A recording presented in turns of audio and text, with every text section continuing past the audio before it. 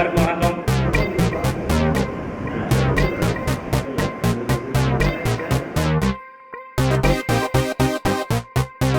நான் நடித்த தப்பாட்டம்ங்கிற திரைப்படத்தோட அந்த புகைப்படத்தை பகிர்ந்து ட்விட்டர் பண்ணியிருக்காங்க.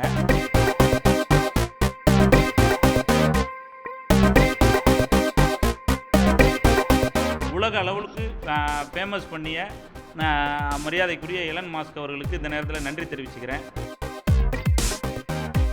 எல்லாருக்கும் வணக்கம். என் பேர் துரை சுதாகர். நான் களவாணி 2ல் வில்லனாக பண்ணியிருக்கேன்.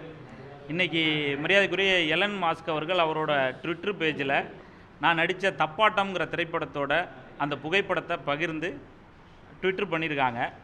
இது உலக நாடுகள் அத்தனை இடத்துக்கும் இது பரவி அங்கே உள்ள அத்தனை தமிழ் மக்களும் நம்மளோட இந்த சந்தோஷத்தை பகிர்ந்துக்கிறாங்க.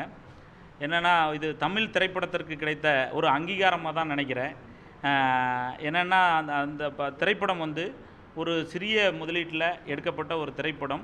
இந்த அளவுக்கு இதோட புகைப்படம் உலக அளவுக்கு ஃபேமஸ் பண்ணிய மரியாதைக்குரிய எலன் மாஸ்க் அவர்களுக்கு இந்த நேரத்தில் நன்றி தெரிவிச்சுக்கிறேன்.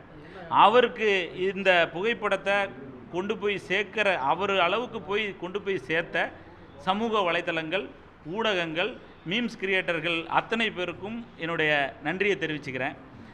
இந்த படத்தில் அவங்க ஏதோ இந்த ஆப்பிள் கம்பெனியை பற்றின ஏதோ ஒரு விஷயத்துக்காக இதை கிண்டல் பண்ணுற விதமாக அவங்க பண்ணியிருந்தாலும் அந்த சப்ஜெக்டுக்குள்ளே நான் இதை போகல. எங்களோட திரைப்படத்தை, நாங்கள் நடித்த திரைப்படத்தை வச்சு ஒரு ட்வீட் பண்ணது எங்களுக்கெல்லாம் ஒரு மிகப்பெரிய சந்தோஷம். இது தப்பாட்டம்ங்கிற திரைப்படம்.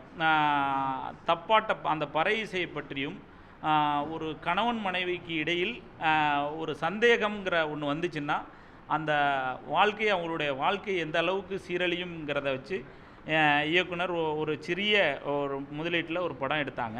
அந்த படத்தோட இந்த ஸ்டில்லு தான் இது. நான் என்னோடய ஊர் தஞ்சாவூர். இந்த படத்தில் நடித்ததுக்கப்புறம் எனக்கு நிறைய பட வாய்ப்புகள் நிறைய கிடச்சிருந்தாலும்